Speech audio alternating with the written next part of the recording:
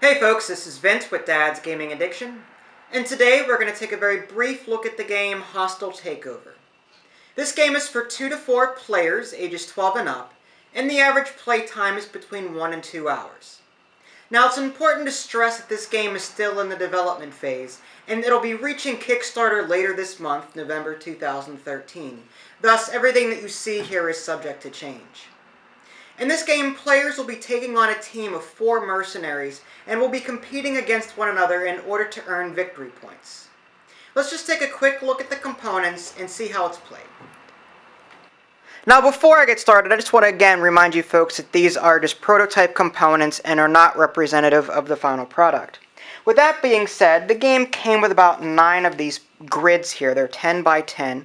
And these will be combined at the beginning of the game in order to form a giant battleground of sorts. Now on this battleground, you'll find a lot of different force fields, which are represented by these guys. The different colors annotate the length of the barrier. Yellow being the shortest, blue being a medium length, and red being the longest.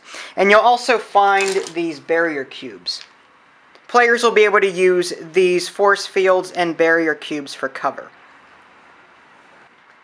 As I mentioned earlier, the game supports up to a total of 4 players, and as such there are 4 different sets that will be given to players at the beginning of the game. Each player will receive 1 set. One set comes with 4 stands for their 4 mercenaries that they'll receive, a scoring token which is used for the scoring track, and they'll also get a set of action cards. And action cards allow players to perform specific functions on the battlefield. One of the cool things about the game is that while each player will be receiving a total of 4 mercenaries, the types of mercenaries that are available in the game are pretty unique. There are 16 different character cards to choose from. So the 4 mercenaries that one player might have will slightly differ from the 4 mercenaries that another person has. And there's probably a lot to look at here, but if we just zoom in on one of them, this Spectre character has a move total of 5, has an armor rating of 1, and has various values in terms of 2 hit, 2 wound, in terms of ranged combat, and in terms of melee combat, 2 hit and 2 wound. So there are a number of different values here, and those values will change from card to card. This allows players to customize their team a bit, though the instruction manual does recommend certain characters as far as what characters to combine when comprising your teams. Just to wrap up the components, you've got a bunch of these paper characters down here. These correspond with the character cards, and as players draft their teams, they'll find the appropriate character and slide them into their bases here. You've also got a bunch of these dice. Most of them are 6-sided. However, there is a 8-sided die here. These are used for stat checking and combat. You've also got this flamer tool of sorts over here. One character has the ability to use a flamethrower as their special action. Each character has a special action, and this flamer happens to be Cinder's special action. Basically, this will determine which characters will be targeted as a result of this special action. Game setup is pretty easy. Players will just take a look at the back of the manual and decide on a scenario to play. My manual here came with a total of 3 different ones. There's a King of the Hill scenario, a grab and go scenario, which is sort of what you see here, and there is a coming together scenario. And there is a 3-player setup, just in case you happen to play with 3 players, just so that everything is equalized accordingly. Now in the grab and go scenario, you might actually need some extra stuff. In this case, I needed an extra piece to put in the middle here. Players will be aiming to pick this piece up, and if the player ends their turn with this in their possession, if players end up with this in their possession at the end of their turn, they'll earn victory points. And again, players will be keeping track of the points that they earn on this track, and they'll be using these markers to keep track of their individual points. After you set up the board the way the booklet has, you'll be drafting your teams. And the manual does have a suggested team configuration. There is Team A, Team B, Team C, and Team D. Of course, players are free to customize their teams however they want to. These are just the suggested ones. The game itself is broken up into turns or rounds, and everyone will be taking their turns at the same time during one round, and then they'll be resolving those actions appropriately. At the beginning of a turn or a round, players will enter what is known as the strategy phase. Basically, each player will take their deck of action cards, go through them, and assign an action card to each unwounded character on the board.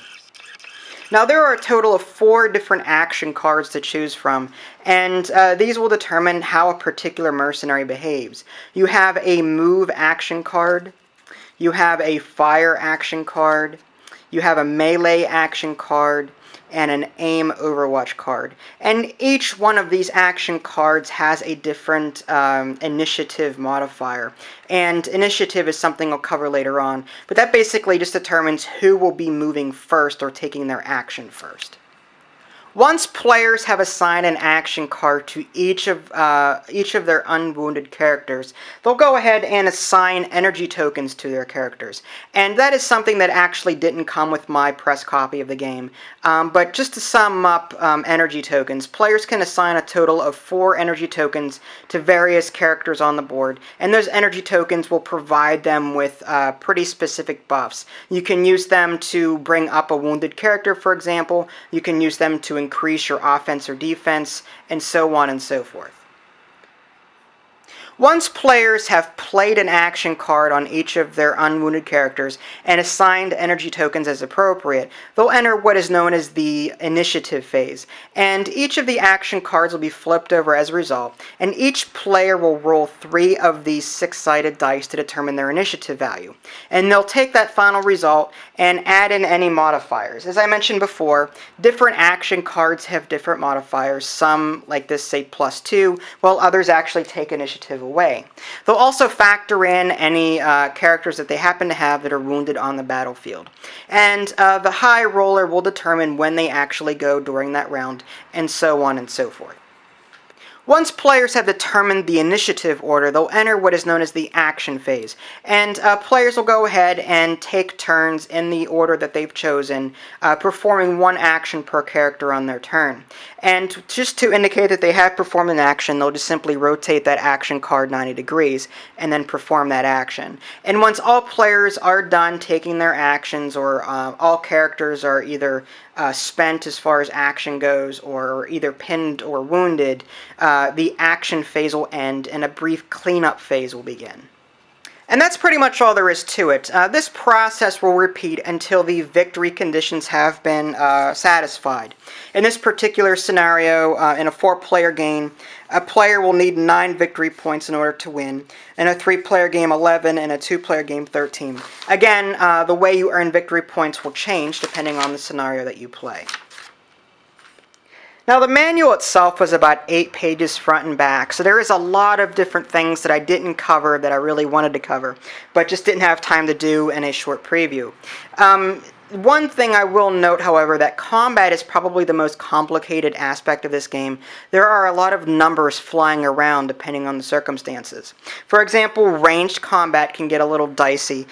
Whenever a player plays a fire card or performs their fire action, they'll pick a target. And what they'll do is they'll roll 3 dice to determine a particular value.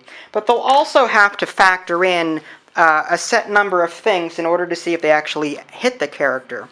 On a character card, you'll notice there is a 2 hit and 2 wound, but we'll ignore that for a minute. In order to hit someone, you'll need to determine what kind of cover they're in. If there is nothing in between the 2 characters, then there is no cover whatsoever. Now, had this blue person been over here, there would have been an object in between these 2 characters. That serves as medium cover. However, if this character were to be directly behind a particular barrier or cube, they would be behind heavy cover.